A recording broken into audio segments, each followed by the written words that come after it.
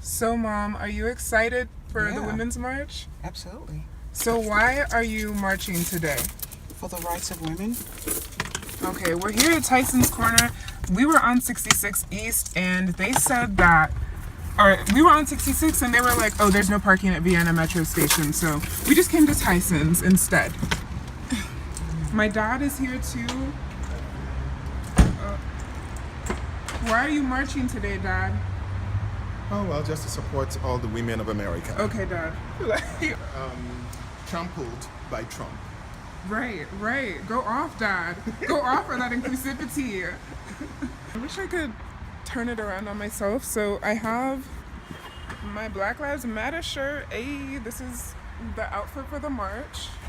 These are some people going for the march as well. I don't know. They just look like hipsters. My bad. We're on our way to take the metro.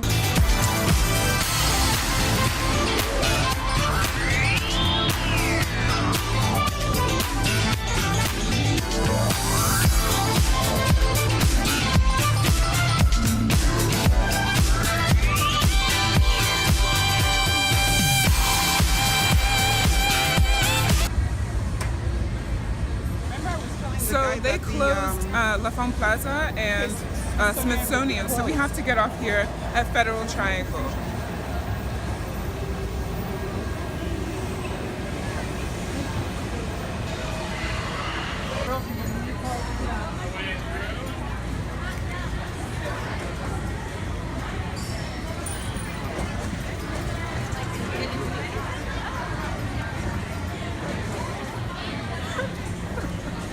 So we're ready to get out of here, ready to go.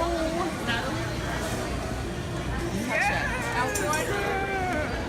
Go off, G-Ma, like.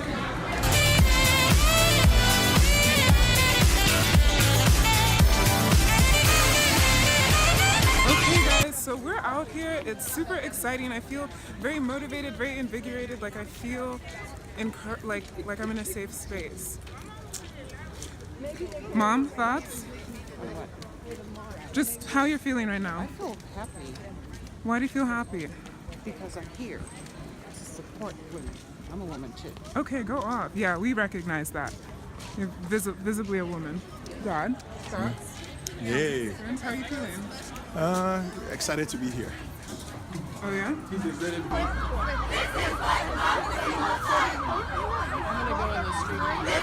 democracy looks like. Show me what democracy looks like. This is what democracy looks like. Show me what democracy looks like.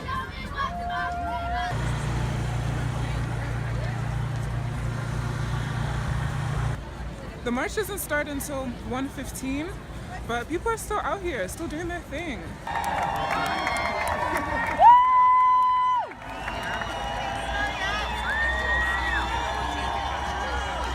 Where are we going to get started? We're good. Sorry.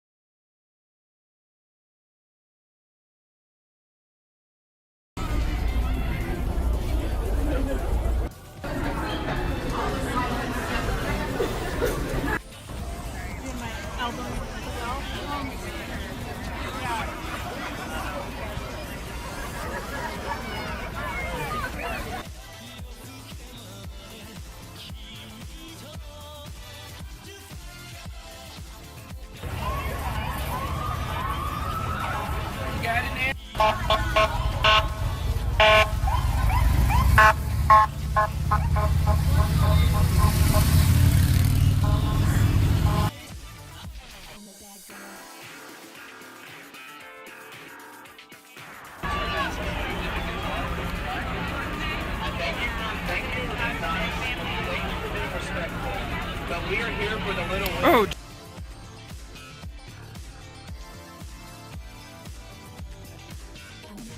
This is what democracy looks like. Tell me what democracy looks like. This is what democracy looks like. No justice. No peace. No justice. No peace. No justice. No peace.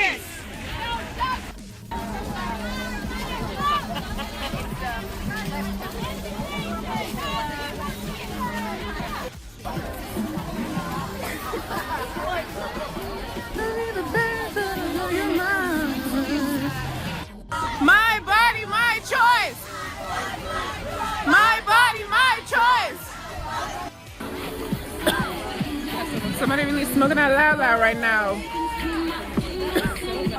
Ain't no holler back, girl. Woo woo! Nah.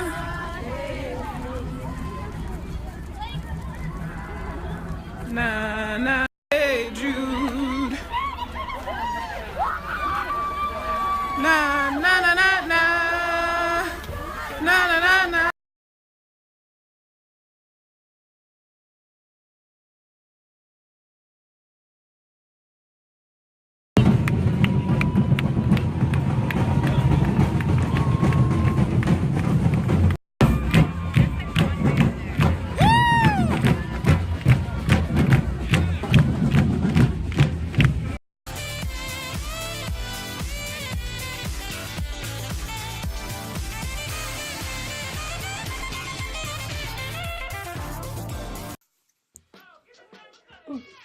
Hey guys, so I was thinking of making like a reflection on the march tomorrow, but I feel it's more intimate to do like a Macbook kind of video because it's kind of like we're FaceTiming or Skyping.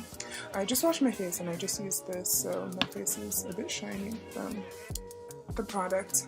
And you know, I got my scarf on, like no makeup, like it's I feel it's very intimate. It's much more intimate versus me, you know, popping out the ring light and doing this systematic hey oop, oop, beep, with all these cuts in it, when I can just kind of ramble here at the end. Oops, they're so dry. I've been having that issue lately. So what I wanted to say was, sorry, I really gotta get in here. What I wanted to say was, I was just so positively impacted by the march today. It was so magical. I'm a local and I used to go to school in DC, and I have never in my life seen DC, this tourist part at least, which is Constitution Avenue, which is kind of like from the National Mall to the Capitol. I've never seen it that packed. Granted, unfortunately, I did not go to Obama's 2 inaugurations, but I've never seen it that packed, ever. Not even in the summer when the tourists come, never. So it was just so overwhelming to see that. Overwhelming in the best way, like just taken aback. You think it's just you and a couple people online, or a couple notes, or a couple retweets, a couple likes, that don't like Trump. Maybe a couple people on CNN, you know, making fun of Trump. But to see those people, to see that it felt like 2 million people, that entire opposition against him and against what he and whoever else voted for him and supports him represents. Guys, come on. Why I marched? I marched today specifically for women of color, even more specifically Black women, because I felt like when the election results came out that, what does this mean for representation of Black women in the political and economic sphere? I'm not talking about entertainers, I'm not talking about artists, I'm not talking about musicians, specifically talking about Black women in this aspect. You know, I think Michelle Obama has been a wonderful role model, has been just undoubtedly classy from the moment she stepped into the White House till the moment she left. Because there are a lot of times she could have been shady, a lot of times she could have been petty, and she was not. She even came to my school. She was like a superstar when she came. Ashanti came too, Jordan Sparks came too, but nobody screamed, and some Viners. Don't know why they were invited, but Michelle, she stole the crowd's heart, mine included. Let me put a little light here. Okay, maybe not. A little too shiny. I want to make this brief, but I felt like, okay, what's next for this aspect of Black women's representation in the mainstream? Because if I had not gone to college and I stopped my education at high school, and say I didn't even have access to Instagram or Twitter or Tumblr where I learned a lot, I unlearned, unpacked, and learned a lot of new material that I would never have learned in any other scenario. If I didn't have access to any of that, the only 3 Black women that have made historical leaps in this aspect that I would have known of: Harriet Tubman, Rosa Parks, and not even the woman Rosa Parks filled in for, and Michelle Obama. And if you're in a situation where, or you're living, you don't have access to the resources that, to resources like the internet or college and these classes where you can have these intellectual spaces and discuss things that you would normally not be allowed to discuss, or it wouldn't be appropriate for you to discuss, that's all you know, really. That's all you know. And I just graduated last month, and I was an English and journalism major. Tell me why I had to take electives away from my major to learn about Alice Walker's work. If you're studying English and you have to take an elective to learn about Alice Walker, come on.